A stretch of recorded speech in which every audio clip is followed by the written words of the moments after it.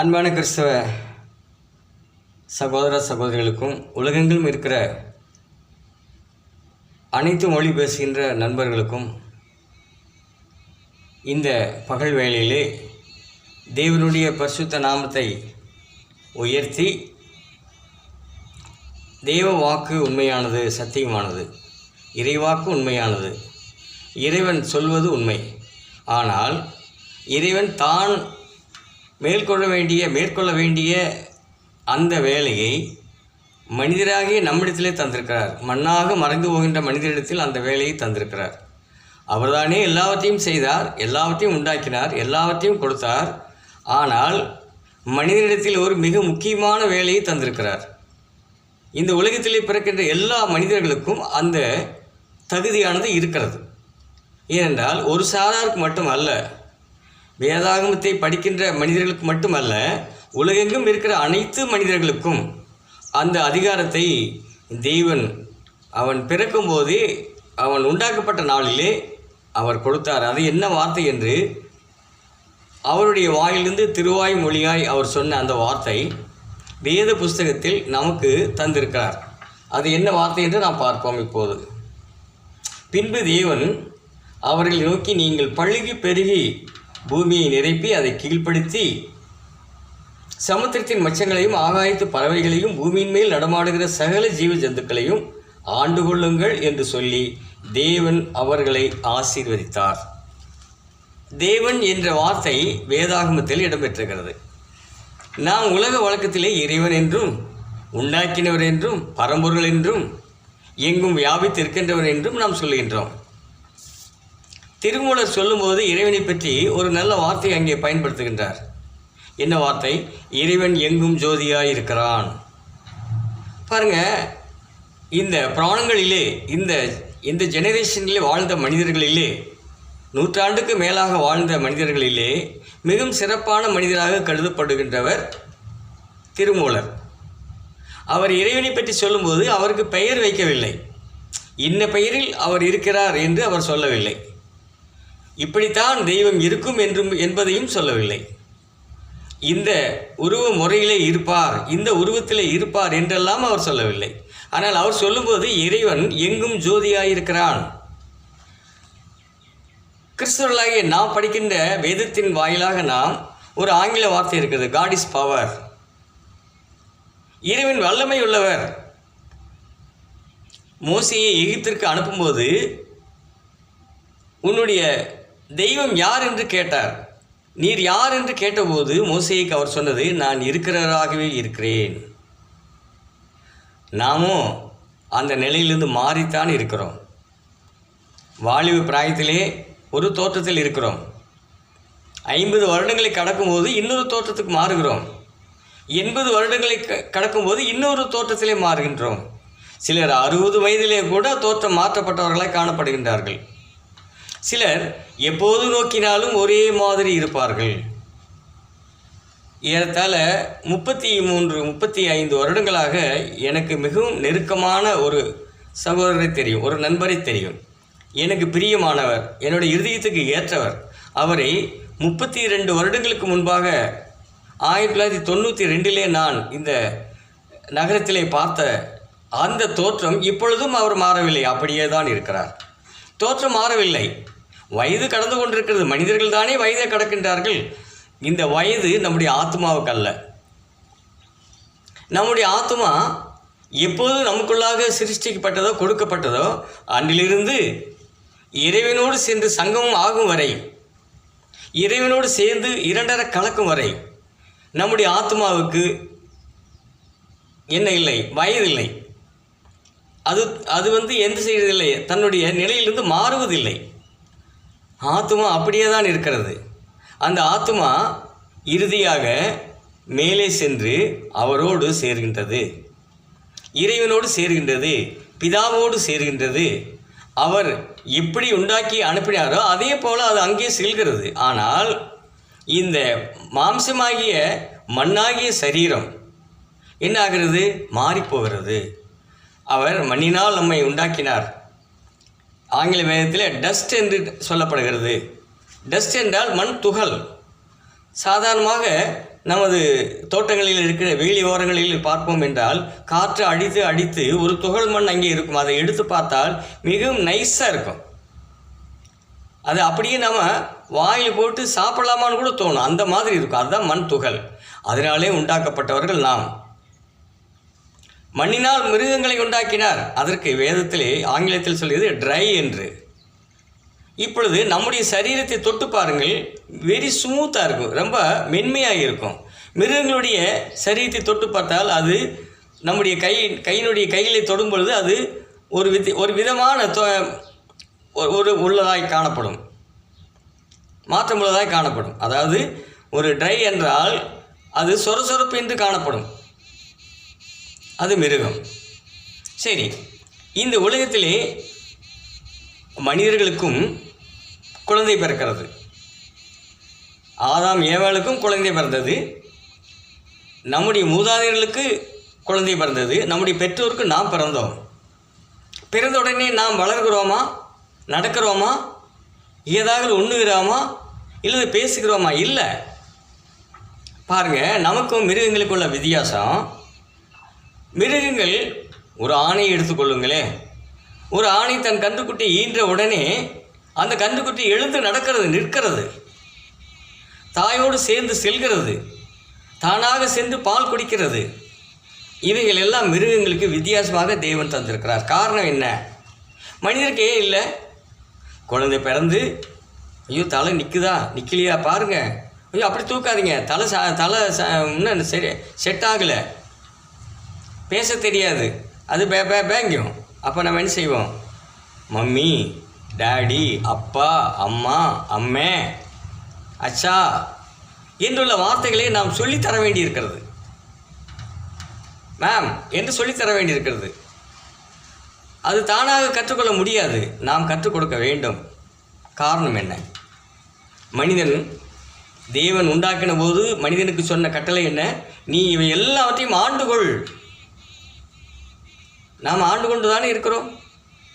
நம்முடைய வீட்டிலே சில பிராணிகளை வளர்ப்போம் என்றால் அவைகள் நாம் சொல்வதை கேட்கின்றது. போ என்றால் போகிறது, வா என்றால் வருகிறது, இரு என்றால் இருக்கிறது, உண் என்றால் உண்கிறது. இவைகள் எல்லாமே செய்கிறது. ஆனால் ஒரு சின்ன குழந்தைகிட்ட நாம் அப்படி சொல்லுவோம் என்றால் அது செய்யாது. நாம் தான் ஊட்டி விட வேண்டும், நாம் தான் கொண்டு செல்ல வேண்டும், நாம் தான் பிடித்துட்டு போகணும். காரணம் என்ன? மனிதன் தேவனுடைய கட்டளையை மீறினான். நாமும் இன்றைக்கு அப்படித்தான். தேவனுடைய கற்பனைகளை நாம் நிறைய நேரங்களில் தவற விடுகின்றோம், தவற விட்டுவிட்டோம். மறுபடியும் திரும்பி பாருங்கள், திரும்பவும் நீங்கள் திரும்பி பாருங்கள். எந்த ஒரு மனிதராக இருந்தாலும் சரியே, நீங்கள் யாராக இருந்தாலும் சரியே, எந்த மொழி பேசுகின்றவர்களாக இருந்தாலும் சரியே, என்ன நம்பிக்கை உள்ளவர்களாக இருந்தாலும் சரியே, நீங்கள் ஒரு முறை நம்மை உண்டாக்கிய இறைவனை திரும்பி பாருங்கள். அவர் சொன்ன கற்பனைகளுக்கு திரும்பி பாருங்கள். அவர் சொல்கின்றார், நீங்கள் இவைகள் எல்லாத்தையும் ஆண்டு கொள்ளுங்கள் என்றால் அவருடைய வார்த்தைக்கு நாம் கீழ்ப்படிய வேண்டும். கீழ்ப்பட்டிருக்கிறோமா? ஆரம்பத்திலே இருந்த அவையும் ஆதாமும் என்ன செய்தார்கள்? தேவனுடைய கட்டளை மீறினார்கள். என்ன வார்த்தை? அவர் சொன்னார், இதை செய்யாதே என்றால் அவர்கள் செய்தார்கள். அதுதான் பாவம் என்பது. என்னவென்றால் நிறைய பேர் நினைக்கிறாங்க, சிகரெட் குடிக்கிறது, சாராயம் குடிக்கிறது, சீட்டாடுறது, இந்த செயல்கள் தான் பாவம் என்று நினைக்கிறார். அதைத்தானே மக்களுக்கு போதித்து கொண்டு இருக்கிறோம் எல்லோருமே. அவைகளெல்லாம் பாவம் அல்ல, அவைகள் செயல்பாடுகள், மனிதன் கற்றுக்கொண்டவைகள். அது மாறிவிடும், அது மாறும், அதில் நிற்க மாட்டான். அதுக்கு ஒரு ஆக்சிடெண்ட் வரும் அவனுக்கு, அதில் ஒரு விபத்து வரும்போது அதிலிருந்து மாறி விடுவான். அப்போ பாவம் அவனோடு இருந்ததா? அது பாவமாக இருந்தால் அவனோடு இருக்கும். பாவத்துக்கு வேண்டி அவன் பரிகாரம் தேட வேண்டும். நான் சாராயம் குடித்து கொண்டிருக்கிறேன், இது பாவமாக்குறது, எந்த கோயிலில் போய் இது தீர்க்கிறது என்று கேட்குறானா மனிதன்? ஒரு ஆக்சிடெண்ட் வரும் அவனுக்கு, ஒரு விபத்து வரும், ஏதாவது ஒரு வியாதியில் மாட்டிக்கொள்வான். அப்போது அதிலிருந்து அவன் விடுபடுவான். அப்போ அது பாவம் அல்ல, அது செயல்பாடு. அவன் கற்றுக்கொண்டது, தன்னுடைய நண்பர்கள் மூலமாய் கற்றுக்கொண்டது, உறவினர் மூலமாய் கற்றுக்கொண்டது, தெரிந்ததுனாலே இதை செய்து பார்க்கலாமா என்பதனாலே. புகைப்பிடிக்கும்போது அதில் சொல்லப்படுகிறது, இது நச்சுக்கிருமி உள்ளது, இது கேன்சர் வரும், புற்றுநோய் வரும் என்றெல்லாம் சொல்கிறார்கள். ஆனால் கேட்குறோமா? கேட்குறது இல்லை. சயின்ஸ் ஸ்மோக்கர் நிறைய பேர் இருக்காங்க. என்னுடைய உறவின் முறையார் ஒருவர் எப்போதும் கணேஷ் பீடி குடிச்சிக்கிட்டே இருப்பார். நெசவு வேலை செய்வார், நெசவு செஞ்சுக்கிட்டே இருப்பார், கட்டுக்கட்டாக பீடி குடிச்சிக்கிட்டே தான் இருப்பார், நிறுத்தவே மாட்டார். கேரளா போனார் அவர். அங்கே போய் டீ தோட்டத்தில் வேலைக்கு சேர்ந்தார். அப்போதும் அவர் நிறுத்தவில்லை, தொடர்ந்து ஸ்மோக்கிங் செய்து கொண்டே இருந்தார். இறுதியாக அவருக்கு ஒரு வேதனை வந்தபோது மருத்துவமனையில் அனுமதித்தார்கள். அந்த புகையானது ஒரு கட்டி போல 1 கிலோ 2 கிலோ வெயிட் உள்ள கட்டி போல உண்டாயிருந்தது. லட்சக்கணக்கான ரூபாய் செலவு செய்து அதை அறுவை சிகிச்சை செய்து எடுத்தார்கள். அதுக்கு பிறகு அவர் அதை நிறுத்திவிட்டார். ஆக்சிடென்ட் வந்து நின்றுச்சா? இப்போ பாவமாக இருந்தால் என்ன இருக்கும்? கோயிலாக போகணும் இல்லை, அறிஞர்களிடம் தெரிந்தவர்களிடம் போய் என்ன செய்ய வேண்டும், என்னுடைய பாவங்களுக்கு என்ன நிவாரணம் என்று கேட்க வேண்டும். பிரியமானவர்களே, ஒரு வார்த்தையை சொல்லி நான் முடிக்க ஆசைப்படுகிறேன். உங்களுடைய பிரச்சனைக்கு, என்னுடைய பிரச்சனைக்கு, உங்களுடைய பிரச்சனைக்கு நீங்கள் தான் காரணம், என்னுடைய பிரச்சனைக்கு நான் தான் காரணம். அப்படி என்றால் அந்த பிரச்சனையை நாம் என்ன செய்ய வேண்டும்? சரி செய்ய வேண்டும். அந்த பிரச்சனையை நாம் என்ன செய்ய வேண்டும்? சரி செய்ய வேண்டும். இடையிலே இடைச்சர்கள், ஏனென்றால் சிலர் நான் அழைக்கும் போது வரமாட்டார்கள், நான் ஏதாவது ஆண்டவருடைய வார்த்தையை சொல்லும்போது அவர்கள் இடையிலே வந்து விடுவார்கள். இது இயற்கையாக நடக்கிறது. கடந்த முறை அப்படித்தான் நடந்தது. கடந்த முறை செய்தியை என்னால் கன்க்ளூஷன் செய்யவே முடியல. இப்போவும் அந்த சப்ஜெக்ட்டுக்கு நான் போகலை, அதை முடிக்க முடியல. அது நிச்சயமாக இன்னொரு முறை அது நடக்கும். இப்படி அநேக நேரங்களிலே நாம் என்ன செய்கின்றோம் என்றால், கடவுளுடைய பிரமாணத்தை, இறைவனுடைய பிரமாணத்தை, நம்மை உண்டாக்கினுடைய கற்பனைகளை, வார்த்தையை நாம் கேட்பதில்லை. நாம் அதை விட்டு விடுகின்றோம், நாம் மறந்து விடுகிறோம். தயவு செய்து நீங்கள் யாராக இருந்தாலும் சரியே, உங்களுக்கு இந்த வேத புஸ்தகம் வேண்டுமென்றால் சொல்லுங்கள், அதனுடைய முகவரியை தருகிறேன், நீங்கள் ஒன்றை பெற்றுக்கொள்ளுங்கள், அதை வாங்கி வாசியுங்கள். இலவசமாக இந்த வேத புஸ்தகத்தை கொடுப்பேன் என்றால் அதற்கு ரெஸ்பான்ஸ் இருக்காது சமுதாயத்தில். ஏனென்றால் நூற்றுக்கணக்கான வேத புஸ்தகங்களை இலவசமாக கொடுத்துருக்கிறேன். ஒரு காலகட்டத்தில் ஒருத்தர் எனக்கு அதை உதவி பண்ணினார், இதை நீ மக்களுக்கு கொடுங்கள் என்று. ஆனால் அதனால் எந்த லாபமும் இல்லை. அங்கே வாங்கி கொண்டவர்கள் யாராகிலும் நான் நீங்கள் கொடுத்த வேதத்தை படித்தேன், அது மிகவும் பிரயோஜனமாக இருக்கிறது, நான் இன்னும் இறைவனை பற்றி அதிகமாக தெரிந்து கொள்ள வேண்டும் என்று கேட்டார்களா? இல்லை, நத்திங். அன்பானவர்களே, இந்த நேரத்தை உங்களோடு நான் பகிர்ந்து கொண்டதுக்காக என் தேவனுக்கு நான் நன்றி சொல்கிறேன். உங்களுக்காக வேண்டுதல் செய்கின்றேன். நீங்கள் எப்போது வேண்டுமானாலும் என்னுடைய தொலைபேசியை அணுகலாம். 9487120143 94 87 120 143. Simple word. நீங்கள் தொடர்பு கொள்ளலாம். ஆனால் நான் உங்களுடைய நிவாரணத்தை, உங்களுக்குள்ளே பிரச்சனைக்குள்ள நிவாரணத்தை சொல்ல என்னால் இயலாது. ஆனால் அந்த நிவாரணம் உங்களுடைய கையில் இருக்கிறது, உங்களுடைய இருதயத்தில் இருக்கிறது, உங்களுடைய வீட்டில் இருக்கிறது. என்னுடைய பிரச்சனைக்கு என்னிடத்தில் இருக்கிறது, என்னுடைய வீட்டில் இருக்கிறது. நான் தானே அந்த நிவாரணத்தை கண்டுபிடிக்க வேண்டும், அதுபோல் நீங்கள் தான் கண்டுபிடிக்க வேண்டும். அதுக்கு தெரியவில்லை என்றால் எப்படி நாம் அதை செயல்படுத்தி கண்டுபிடிப்பது, அதிலிருந்து விடுபடுவது, அந்த நிவாரணம் எப்படி பெற்றுக்கொள்வது என்பதற்கான ஆலோசனை மட்டுமே இலவசமாக உங்களுக்கு நான் கொடுக்க முடியும். நிறைய நேரங்களில் இந்த தகவலை அநேகர் விரும்புவதில்லை. இவருக்கு வேறு வேலையில் என்னோ பேசிகிட்டு இருக்கார், இதை போய் நாம் கேட்கணுமா நினைப்பாங்க. ப்ளீஸ், ஒரு டைம் வரும், ஒரு நேரம் வரும், அப்போது நாம் கேட்காமல் விட்டு விட்டோமே. நானும் கூட அப்படி தான் வருத்தப்பட்டேன். ஒரு காலத்தில் என்னுடைய ஆசான்கள் எனக்கு சொன்னபோது நான் அவற்றை தட்டி கழித்தேன். ஆனால் ஐயோ, என் ஆசான் சொல்லை நான் கேட்காமல் போனேனே என்று வேதம் சொல்கிறது. அந்த வார்த்தையின்படியாக மறுபடியும் அதை கேட்டு புரிந்து அதன்படி நடக்க நான் கற்றுக்கொண்டேன். நான் ஃபுல்ஃபில் ஆகிட்டேன்னால சொல்லலை உங்ககிட்ட. தயவுசெய்து, நானும் குறைவுள்ள மனிதன் தான். என்னிடத்தில் குறைவுகள் இருக்கிறது. அவைகளை சரி செய்வதற்கு நான் இறைவனோடு போராட்டி கேட்டுக்கொண்டிருக்கிறேன். யாக்கோப்பு தேவனிடத்தில் போராடி பெற்றுக்கொண்டார். என்னை ஆசீர்வதித்தால் மட்டுமே நான் உம்மை விடுவேன். ஆசீர்வதித்தால், ஆசீர்வாதம் என்றால் என்ன?